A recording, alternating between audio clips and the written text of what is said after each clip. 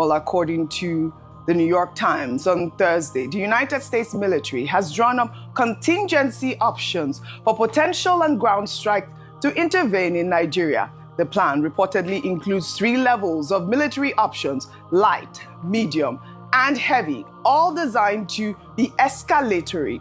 The light option involves partner-enabled operations where the U.S. would assist Nigerian forces in targeting Boko Haram and other militants. The medium option involves drone strikes on militant camps, bases, and convoys. And a heavy option would deploy an aircraft carrier group into the Gulf of Guinea with fighter jets and possibly long-range bombers conducting strikes deep within northern Nigeria. I mean, this revelation that, the Pentagon has actually drawn up strike plans escalates the crisis from rhetoric to potential reality. Well, in the meantime, United States Senator Tommy Tuberville has voiced his support for President Trump's threat of military action in Nigeria. Appearing on Fox News, the Alabama Republican senator backed Trump's position on alleged Christian genocide in Nigeria, endorsing potential intervention to protect Christians. Would you support U.S. troops going into Nigeria? No, you bet I would. 62,000 Christians killed in Nigeria, 100,000 killed in Africa, 18,000 churches burned. Now, there's a lot of evidence there, and that's probably an underestimate, John, but we cannot allow this to happen to people that can't defend themselves. It's just absolutely insane. If we need to get involved in something like this, President Trump could end that in a heartbeat. This wouldn't be like going into Russia or China or North Korea or Iran. This would be going and helping innocent people that would be able to take back over their country. It's a shame something like this happened, but we can't overlook it. We can't underestimate it. Well, the senator's remarks represents the first major congressional backing for Trump's threat to invade Nigeria, signaling that the president may have support among Republican lawmakers for military intervention. This adds a concerning legislative dimension to Trump's threats, suggesting this may not merely be presidential rhetoric, like I said, but could gain congressional support. In the meantime, in another development, this is quite reassuring, Ayo. I mean, it's good to see that the presidency and also the president is willing to collaborate at this point, reassuring Nigeria that there is, of course, like he mentioned, the constitutional rights to practice religion freely. But we also have the conversation about the Sharia law and the blasphemy law, which is, almost embedded in the constitution, in the Nigerian constitution. I'd like for you to buttress that part of that Section 38 of the Constitution guarantees religious freedom for all Nigerians. And it says that no state, part of it is that no state must have a dominant religious. Nigeria is a secular state in essence. It means that if I'm a Muslim and I live in the north, south, east, south, I should be able to practice my religion without fear or discrimination. If I'm a Christian, as a Christian, I am able to go to any part of the country and practice my religion without fear, discrimination, or enticement or forcing for me to move away to another religion. Now, these are some of the issues that have now come off. And I've talked about it is high time we start to have these uncomfortable conversations, yes. OG. And I believe that this incident, sad incident, gives rise to us to correct some things that have not been right. If you speak to a number of people living, particularly in the north, and I say this with all sense of responsibility, a number of Christians have talked about how some of these terrorist organizations who are termed as Islamic terrorist organizations, the Boko Haram, which is most prominent, actually target people who are not of the faith, so whether it be Christians or moderate Muslims. And that's why you can understand why many of them have talked about their churches being burned, Christians dying, priests being kidnapped, a number of people targeting. If you recall during the last administration of El Rufai in Kaduna State, we know how polarized it was. Christians seem to not be protected at all. Thanks to the governor now, Obasani, who is doing a lot of work in trying to reconcile fragmented relationships. So beyond this targeting of Christians. It's also the freedom to practice. OJ, in some parts of these areas, they say that when churches, you know, the land is owned by the government, the state government. After 100 years, you can apply for it to be renewed. That there's some churches who go to apply, and there are some policies that silently target religious freedom in these areas. We haven't spoken up for these people. Many times we talk about people who are on certain days or certain religious festivals. We heard Professor Warrow talk about that. We have killings in these areas. What does that mean? It means that people are afraid to actually fully express themselves. When you have a state where Sharia law is in operation, how can a Christian freely practice their religion in that area? These are the things that we need to start talking about so that we don't have this narrative of religious intolerance. Beyond that, we brought up the issue of Deborah Solomon in Sokoto State, Samuel, where people were afraid to speak out or speak up. Yes, because of yes, she said something that the other faith said, oh, it wasn't of their faith. Yes. She has freedom of expression. I think what was a bigger travesty was the fact that despite what happened, nobody was apprehended. Till today, even though their faces are in public glare, they were not afraid. They did it brazenly. So there are some parts of the country where your religious freedom is up to a certain limit. Yes. It is curtailed. We have to be honest about this. And I believe that one of the things that this situation will bring to light is the fact that in some sectors of Nigeria, some people do not actually have that constitutionally guaranteed right to religious freedom. We need to talk about that. We need to be honest about that. And by being honest about that is the foundation to solving the problem. And that is a big point. Thank you, Ayo, for highlighting that part of the speech. We're talking about religious persecution here. Christians being killed. That is really the main topic. But you know, Tinubu is saying that we will defeat terrorism, whether internally or with collaboration. And you know, also the fact that the minister's message of calm reflects the Nigerian government's strategy of projecting stability despite sobering realities, while the administration emphasizes being, not in a panic mode and reaffirms constitutional guarantees of religious freedom. Nigeria ranks number 6 on the Global Terrorism Index, just above Somalia and Israel. This is a stark contradiction that undermines reassurances of effective security management. And we're looking at this graph. I mean, this disconnect between, official messaging and international assessment exposes the challenges facing the Tinubu administration at the moment. If you can pull up that graph so we can actually see, where we rank in the Global Terrorism Index at this moment. Rufai, I'd like for your thoughts also with the fact that the U.S. is, preparing to put boots on ground. Also, the president's reassurance, and he's, this is the first time we're hearing him speak at the moment. With that data you released, it shows that the government narrative is not working. Nigeria ranks 6 on terrorism index. The question is, what was our ranking close to 20 years ago before all of this terrorism started? So it shows that in the last over 15 years, government has not done a lot to nip things in the bud. See, Ralph Waldo Emerson said something, that what you do speaks so loud I can't hear what you say. What Nigeria has done as a nation, as regards religion, it speaks so loud that we can't hear what it says. According to the Constitution, there is no state religion. But a government that has subsidized religious travels, under what basis and what guise has it done that? Is that not an affirmation of the idea of state religion? A government that increasingly have not been able to nip perpetrators of heinous crimes against people with religious affiliation in the bud. A government where a government official said he had nothing wrong with blasphemy. And I'll tell you this, I have seen ex-government officials laugh at me because I have a Muslim background and I converted to Christianity. Yes. What's the laugh about? I don't understand what that means. Why? That I am deluded. Okay. My mother is Christian. I went through the religious understanding process as a child, but I'm Christian. All right. But I respect my Muslim background. In fact, I do a lot for a family mosque that's built in our village. But I've seen government officials laugh at me, an ex-government official, laugh at me when I put out that tweet saying I don't know what I was doing.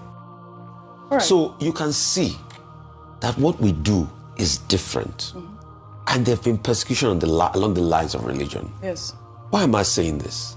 I'm saying this because every religion should be able to respect one another in Nigeria. Yep.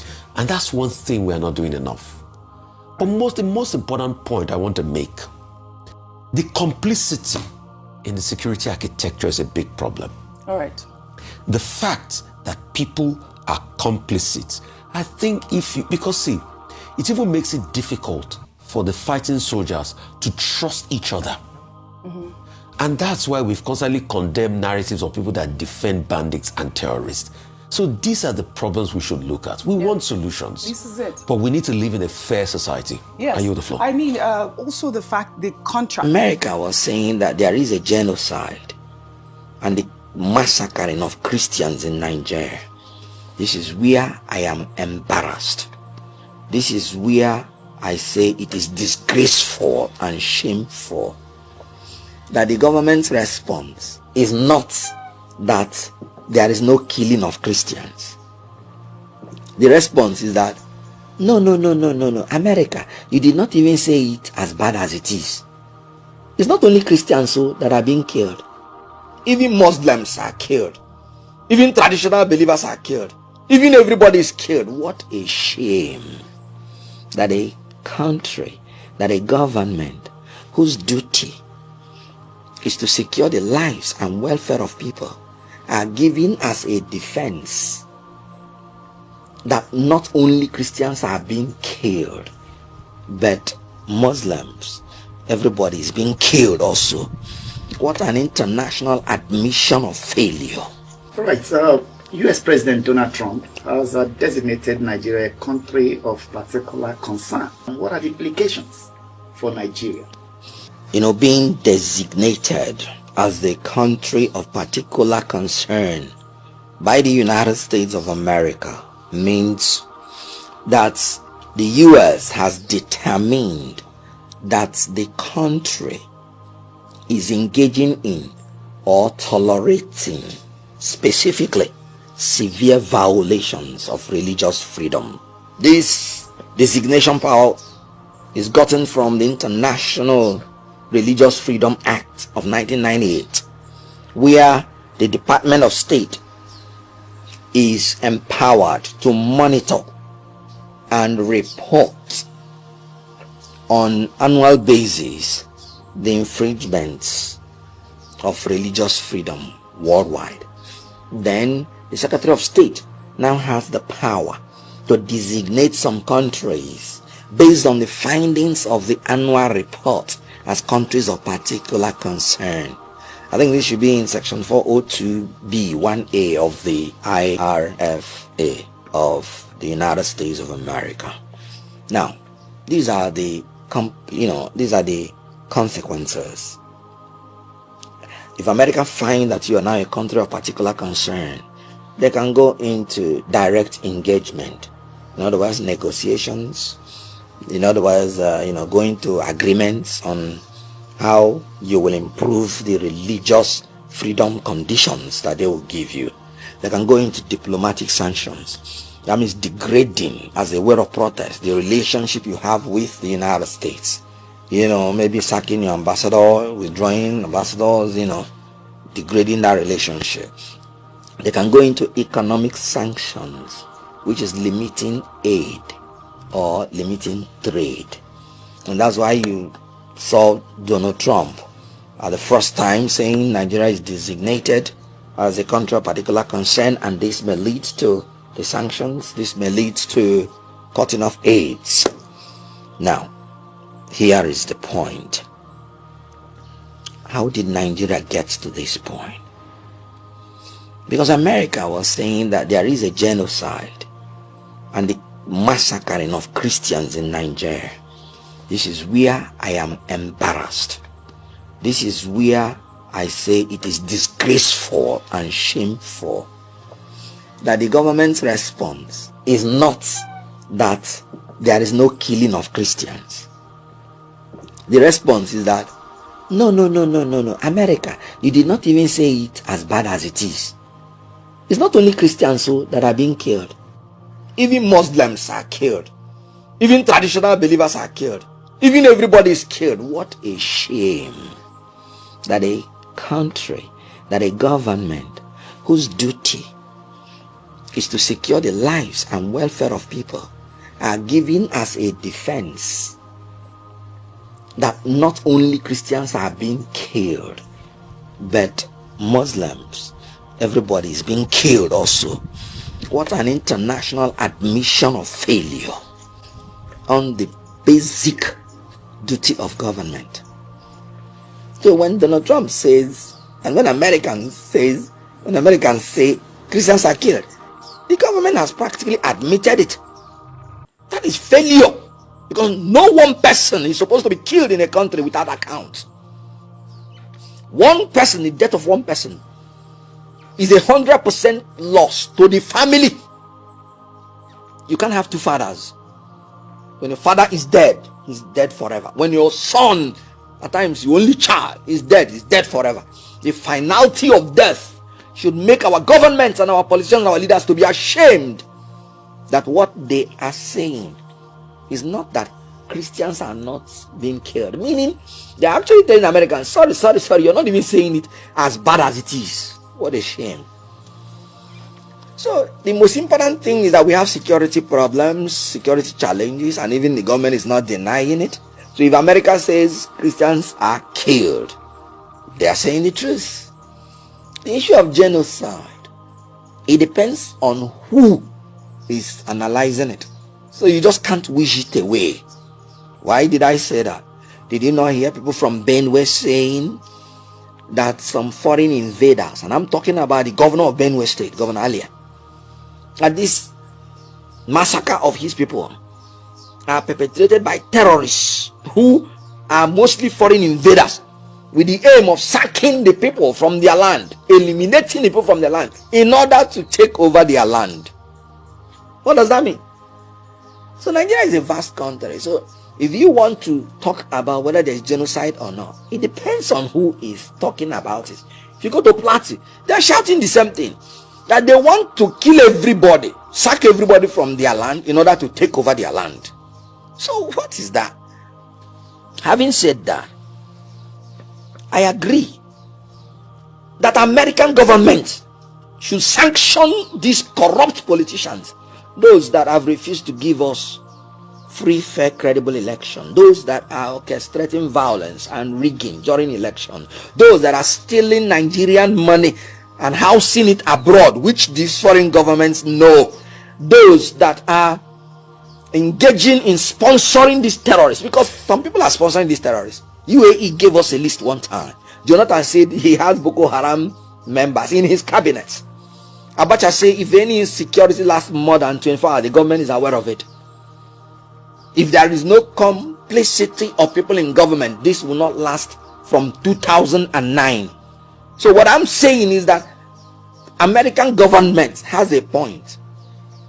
And then Tinubu's incompetence in the way he's handling international relations is even what made this issue worse.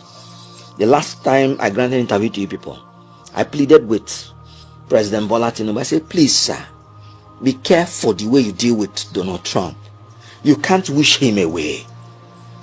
Even in your village, if you have the strongest man and he happens to be behaving in a funny way, you are still needed to use wisdom to know how to deal with him. I pleaded with him. And look at Donald Trump fired the first tweet designating Nigeria as a country of particular concern, and then Tinubu fired his own tweet. No, you don't do that with Donald Trump. Not that you're scared of him, no, but you have to check the psychology of a particular leader and evolve diplomatic and wise way to follow him.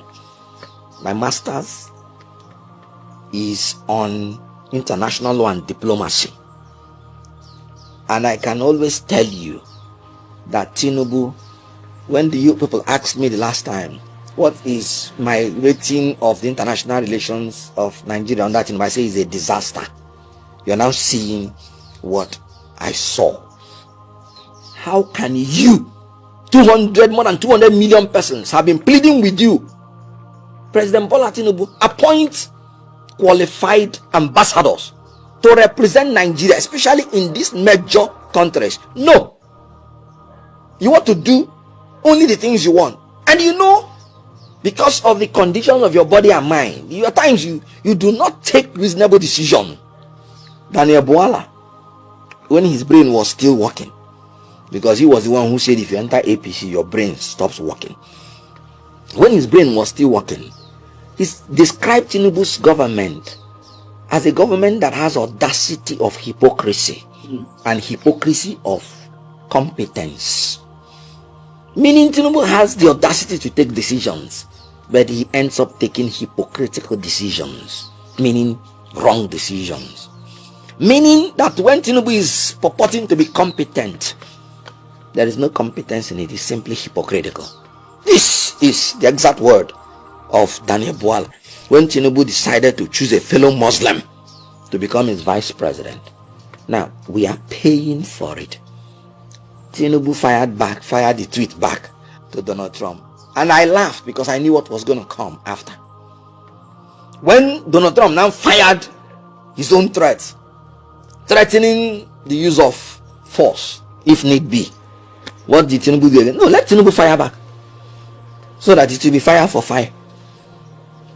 When Donald Trump did the first one, if we had a beautiful ambassador, a wonderful, intelligent ambassador, he would have gone through the back door, not coming to fire back, to explain the situation of Nigeria to America and urging America that we need the help of everybody, including America. Then he fire back. No, Nigeria is not, like I said, shamelessly, with respect, admitting that you have security problems, but everybody is being killed. What a defense. In law, there's what we call general traverse, a specific traverse. They will tell you have to specifically traverse every armament that is made against you. Let me give you an example. If they say you stole 500 naira and you say, no, I didn't steal 500 naira, and we leave it at that, you have not said you are not a thief. Because you have not said that you did not steal 400 naira. So you have to say, no, I did not steal 500 naira, and I have not stolen any money at all. Can Nigeria specifically traverse the allegation that Christians are being killed? No, they cannot. They are saying everybody is killed. But the real traverse in law that would have exculpated you is saying, no Christians is being killed. Nobody is being killed at all. No, we can't say that. So the issue here is that incompetence of Tinubu. Now the whole Nigeria was begging Tinubu, appoint ambassadors. He refused. A tweet by a foreign president is making him now to consider, watch, within 1 week or so, he will appoint the ambassadors. Telling you that this is a man that is reactionary, has nothing to offer Nigerians except hypocritical leadership style. According to Daniel Bwala, he said audacity of hypocrisy.